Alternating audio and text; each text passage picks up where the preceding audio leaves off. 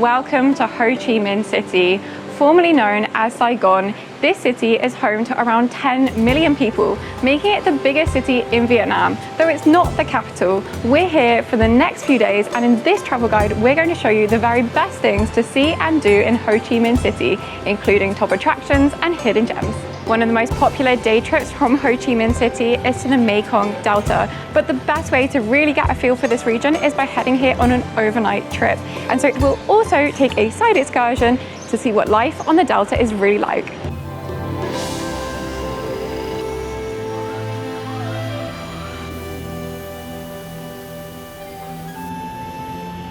One of the most emblematic buildings of Ho Chi Minh is the Notre Dame Basilica of Saigon. This was constructed in the middle of the 19th century using bricks imported entirely from France. They come from Toulouse and have retained their red color, so if you've ever been to Toulouse, then you'll recognize this deep, rich red. The building was built under the period of colonization by France. Unfortunately, for the past couple of years, it has been under restoration. I'm not really sure when it will be reopened, as we couldn't find very much information, but I'm sure it will be very beautiful once more when it's done.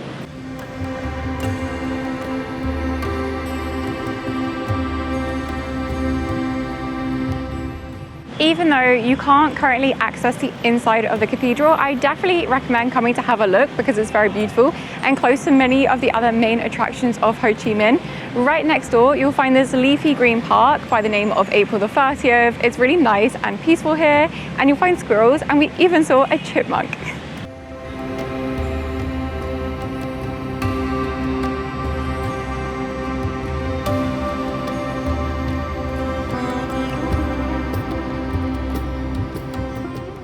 The Saigon Central Post Office is one of the most iconic things to see here. It dates back to French colonial times, and the original building on site was built between 1860 and 1863. It was then reconstructed between 1886 and 1891, and that's the building you can see today. It's still a functioning postal office, and if you go in, you can see French colonial architecture, as well as Renaissance and Gothic architectural styles. Depending on when you were born, you will find this activity novel or not, but you can actually go in and send a real postcard to your friends and family back home. So that is exactly what we're going to do now.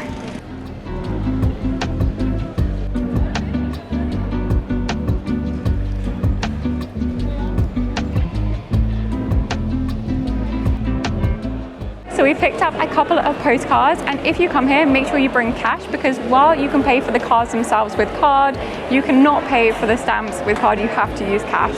One of them is for my sister, and if you follow us on Instagram, you'll see that she makes most of our carousels. We've also got some for our friends. I hope that they arrive before they see the designs.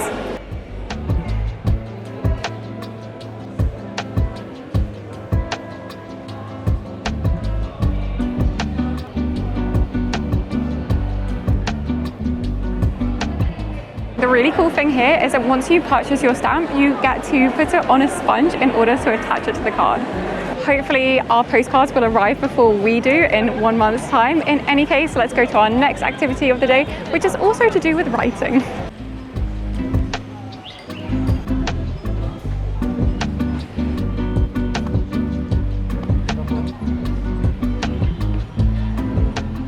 Ho Chi Minh Book Street is completely pedestrianised, and if you head here, you'll find all kinds of bookstores selling books in both English and Vietnamese.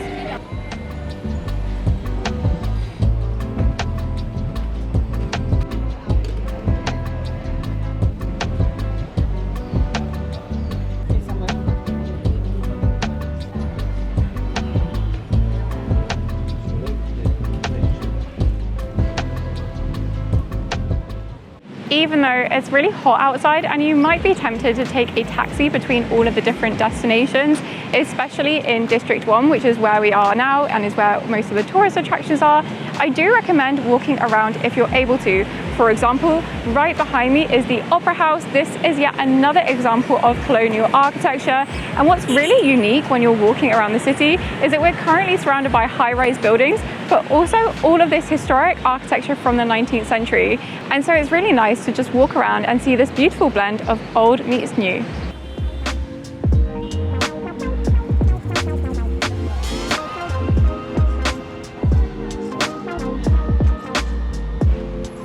Of course, you can't come to Vietnam without trying its coffee. We've come to the Cafe Apartments, which are very unique because they are housed within a 20th century former housing complex, which has since been transformed into this whole building full of independent cafes, boutiques, and shops. Now, there are two different types of coffee that we really wanted to try. There is the egg coffee, which is a coffee made with egg, and then there is this coconut coffee, which is made with condensed milk, coffee, and coconut milk. Gonna see what it tastes like. Oh, it's actually really nice.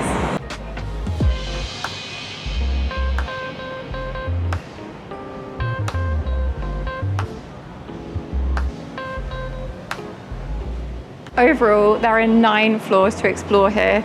If you want to take the elevator, you have to pay a small fee, but you can alternatively take the stairs for free all the way to the top. Predominantly, you will find cafes here, but there are other businesses too. For example, there's a nail bar on the ground floor, which is known as the first floor here. You'll find a bookshop, which is part of one of Vietnam's most renowned chains. The views are pretty spectacular, but we're only coming for a coffee because we have some other things to see.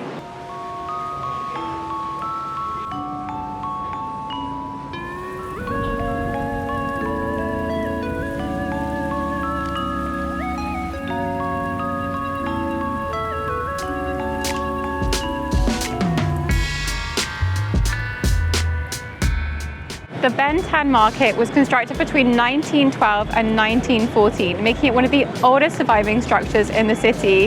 It's been renovated 3 times and there's still a daily market here. In fact, every evening, the daytime market transitions into an evening one.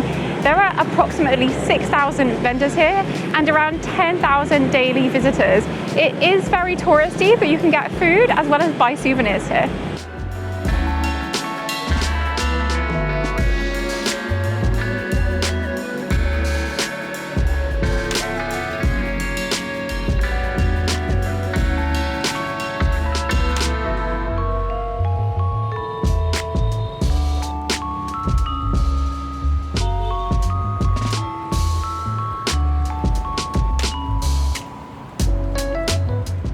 Tan Dao Cultural Park is often referred to as the green lung of the city. It's here where you can find locals hanging out as well as visitors basking in the rare shade because it does get very hot in this city. If you come here, you'll find a temple, lots of green spaces. There's often festivals such as a flower festival in the early spring, and you can see lots of wildlife, including squirrels.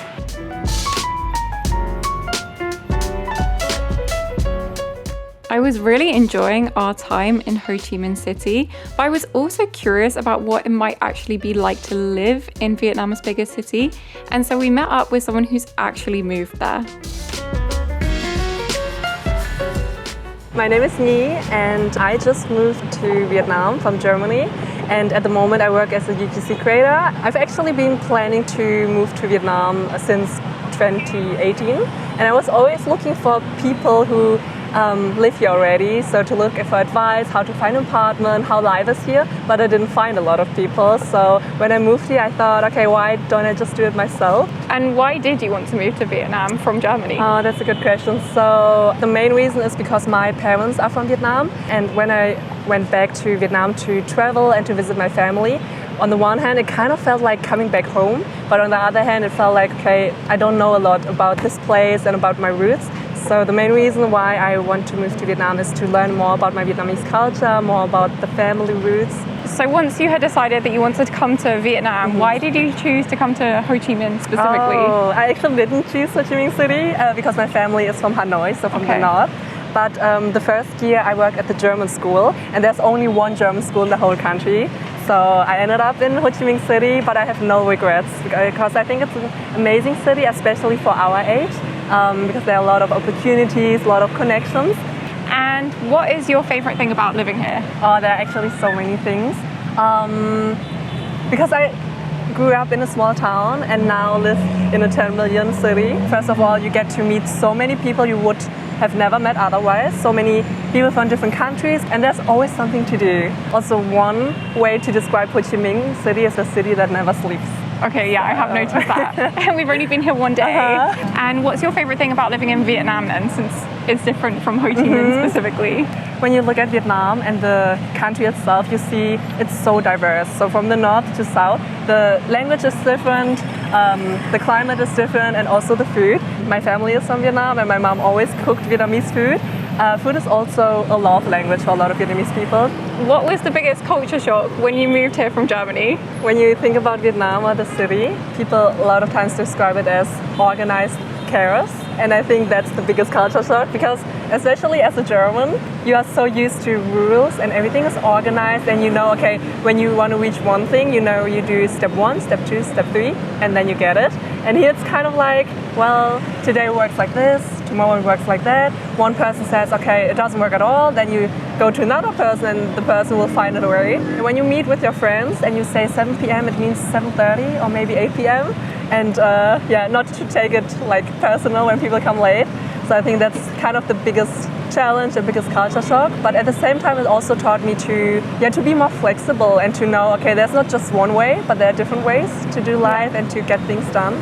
Talking about organized chaos, I'd love to talk about driving here and crossing the road because it feels more chaotic than other places. Yes. So do you drive here? Yes, I do. But I didn't do it straight away. So it took me 5 weeks after I observed a lot and after my friends kind of pushed me, I started to drive. And in the beginning it's kind of scary and I have to admit it's still dangerous, but you notice that everyone is still considerate. Had you driven a motorbike before? No. So the first time you ever came on a motorbike was here? Yes. Driving the motorbike in itself, it's not hard at all. But what is hard is the crazy traffic. Exactly. I would recommend to start somewhere where it's more quiet in a maybe more smaller city or smaller alley. Well, yeah, probably not in the middle of Ho Chi Minh like you did. Yeah. What was the moment where you thought to yourself, oh my gosh, I live here now? Ooh, actually so many moments, and after living here for 1.5 years, I still have moments like that. But the first moment was, I think when I was on my motorbike. I was like driving with the locals. I'm like, wow, I belong here and I drive just as the locals. So I think that was the first real moment. But now it's still like every normal activity here, for example, like going to the market or talking in Vietnamese to, let's say, the banh mi lady. For me, it's like, wow, I live here and I'm part of the Vietnamese community here. So yeah, every single day I have moments like that. How can people find you? First of all, thank you so much for having me. And people can find me on Instagram, so it's 9to5, and that's where I share my life abroad, my life in Vietnam. So if you want tips for restaurants or coffee shops or just someone who lives abroad, then check out my channel.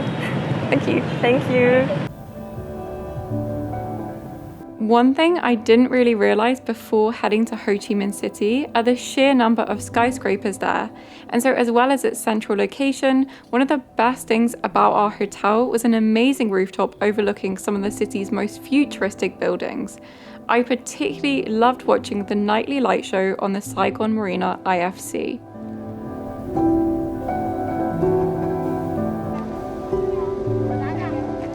We're starting the day at the Independence Palace.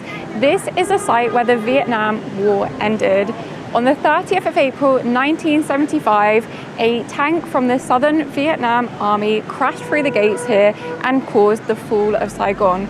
Today, you can learn about the history of the independence of Vietnam right here. We started out by taking a tram ride, which was only a small bit add-on onto the actual tour. You don't need to do it because there's a bit of an ad for the palace and the restaurants and the hotels here. But there are some interesting historical facts included. Otherwise, you can just head straight to the palace after purchasing your ticket in order to learn more about the history of this city.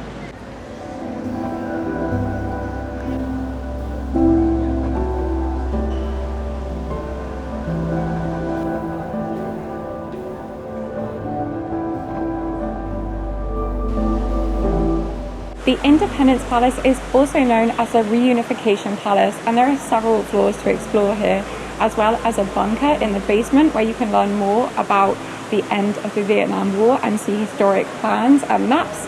There are several other floors containing things like the old presidential chambers, council chambers, and the like.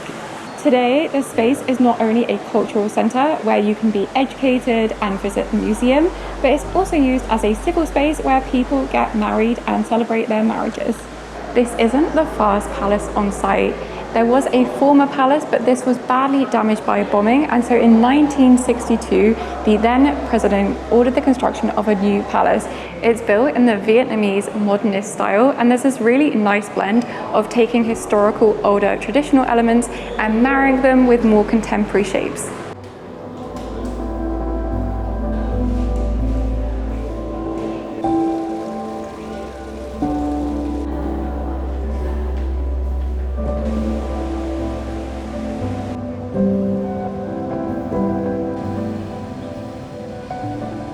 Once you've seen the inside of the Independence Palace, it's definitely worth wandering around the grounds surrounding it. You'll find trees from all over Vietnam, as well as old tanks and planes.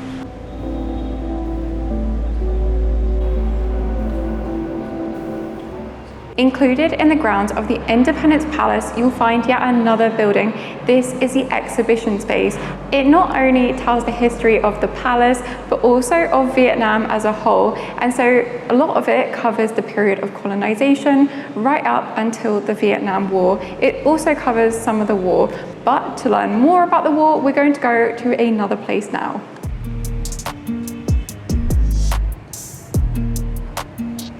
For lunch, we headed to Propaganda. This restaurant is conveniently located between Independence Palace and the Central Post Office.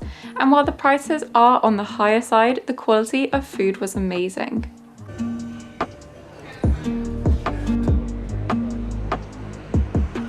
You can't talk about the history of Vietnam without mentioning what many people in Western countries call the Vietnam War, but what is here called the American War. And so we've come to the War Remnants Museum in order to learn about this harrowing time.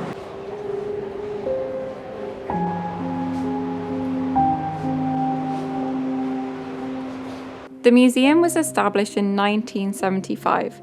It's sat over several floors, and there are lots of galleries tackling different topics, including war crimes and Agent Orange. Most of the rooms are told from a human perspective, including focusing on how war affects civilians, and the whole museum is dedicated to peace, showing that these kind of atrocities should not be allowed to happen.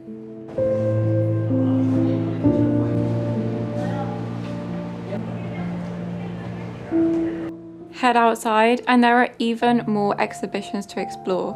Part of the exterior of the museum also reproduces the tiger cages in which the South Vietnamese government kept political prisoners.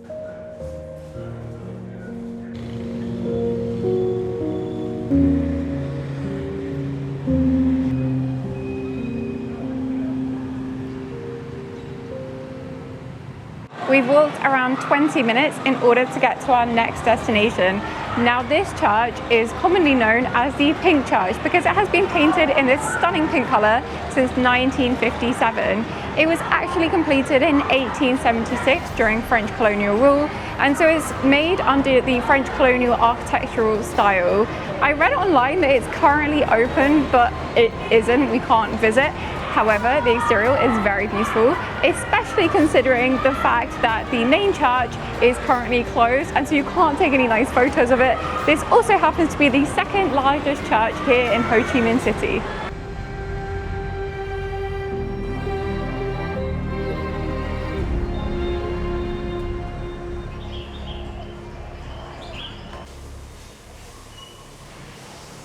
After unsuccessfully trying to get a coffee, which turned out to be closed, we have taken a grab to come to Chinatown. Now this isn't one specific location or street, but rather a whole district of the city, but there are a few gems worth checking out while here.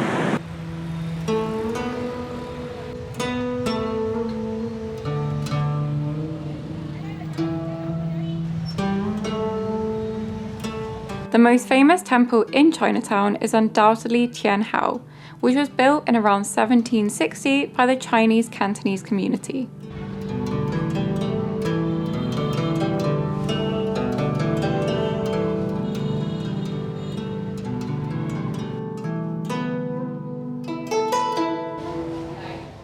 It's completely free to go inside, although of course you'll want to be respectful because people do come and worship here. What I particularly found striking about this temple are the huge coils of incense hanging from the ceiling. They're slowly burning and constantly filling the air with perfumed smoke.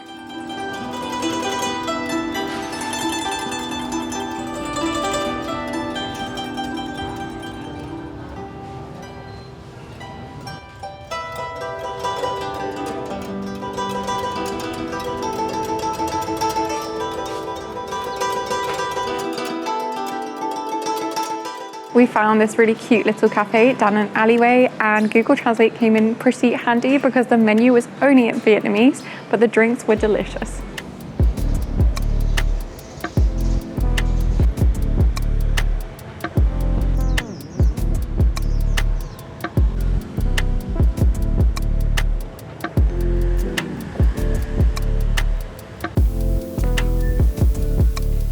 For dinner, we headed to Lim Veggie Bistro, which serves up all kinds of Vietnamese classics made vegetarian. Everything was fresh and tasty.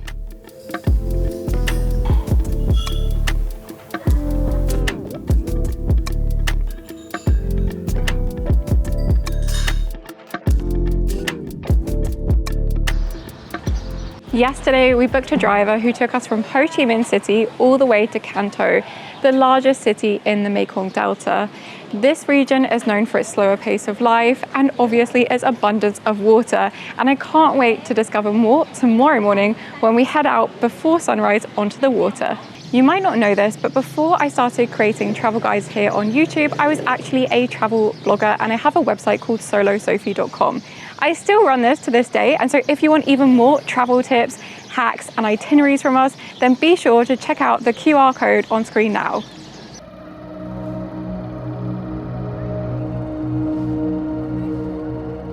Because Cai Rang is a market which operates at dawn, you'll actually have to set out before sunrise on a boat to make the tour worth it. And so we got up at 4 or 5 in the morning in order to meet our tour guide and head out on the water.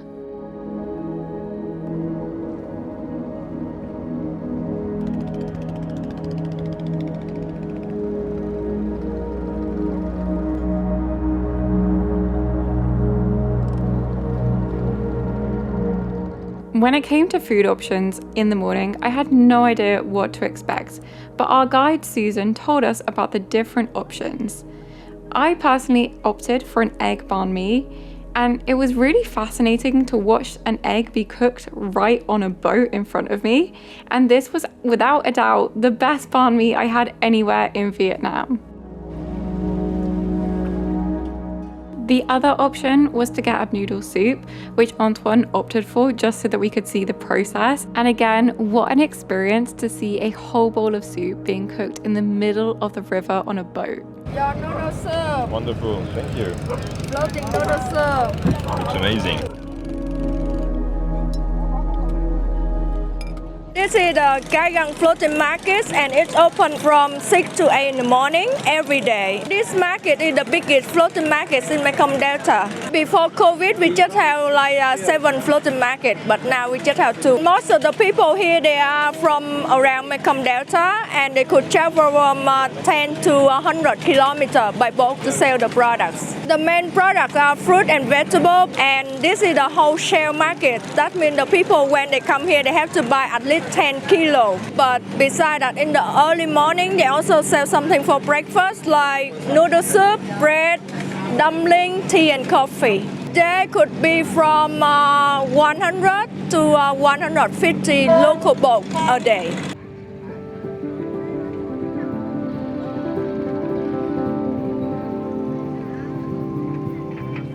This is a local boat at the floating market, and 1, 2, 3, 4, 5 boats belong to a family of 5 people. And on the boat, you can see they also have some farm here, like duck farm, and the other one is the fish farm. And this boat very special because at 2 sides of the boat they have the net, so the river can come through, so can make the fish alive. You want to feed the fish? Oh, yes. Yeah, just through there. Yeah, they're coming.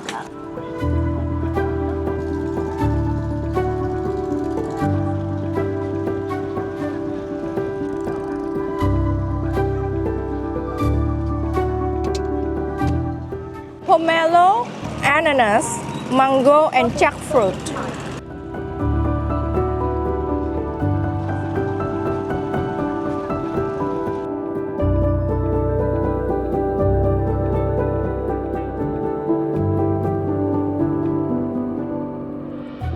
Our next stop of the day was to learn exactly how rice noodles are produced, though to be honest, this stop was a lot more chaotic than I had imagined because of the number of school groups also visiting the factory at the same time. 3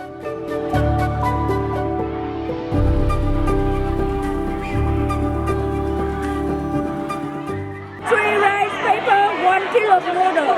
1 kilo of noodle, you can make 7 bowls of the noodle soup.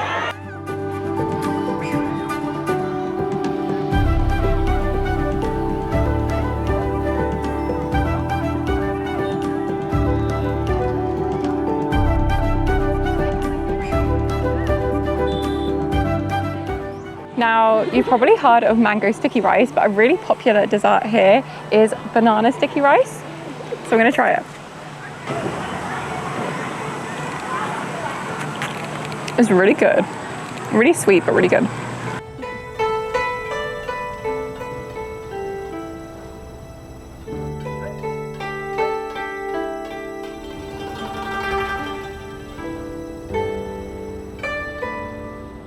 I'm Susan and I'm a local tour guide in Cần Thơ City and Mekong Delta, and I work in tourism since 2011. While we're on the river, you see a lot of green plants like this here. We call water hyacinth. The local people try to use them from the top to the bottom. So the first, they will collect them and put along the bank like this for protection, the river bank. And then they take the leaf to cover the fruit or vegetable to keep them fresh from the sunshine. And the body, they dry under the sun and they weaving to make souvenir like hat or handbag. And we can eat the young body and the flower for salad or hot pot. And the root of the plant we make fertilizer. To make the baby plant here, the first they will make the banana box like here, you can see here. And then they put the fertilizer inside. Do you know where the fertilizer come from? You remember at the noodle factory, we use the rice shell for burning.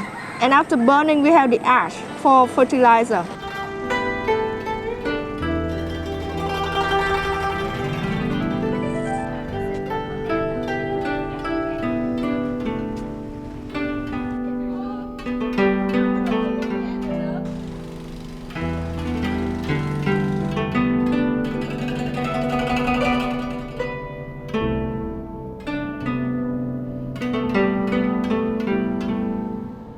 We have 28,000 kilometers of rivers and canal in Mekong Delta. And in the canal here we have like fish, oyster, snakes, snail, shrimp, crab, and no crocodile and no monkey.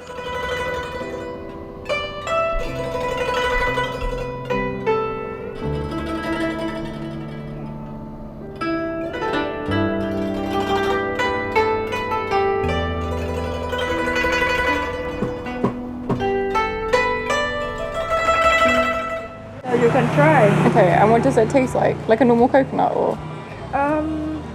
The normal coconut better. Okay, Yeah, sure. right, thank you. Yeah.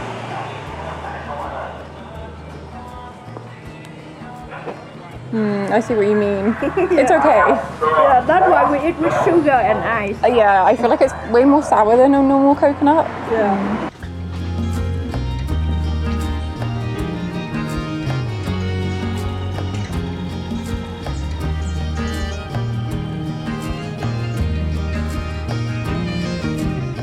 This farm is the only farm in Cần Thơ City to grow the cacao tree and the McDonald's chocolate. In 1960, the owner dad went to Malaysia and bring the fresh cacao fruit and grow the tree. And 3 years later, it had a lot of fruit. But then he didn't know how to make the chocolate, so he had to learn by himself. And then step by step, at the end, he can make his own chocolate and sell locally here. And you see all the shell here, because this farm organic farm, so he used the shell to make fertilizer. And you know, while fermenting, there's some water come out. He will collect the water to make cocoa wine. Cocoa wine? Yes.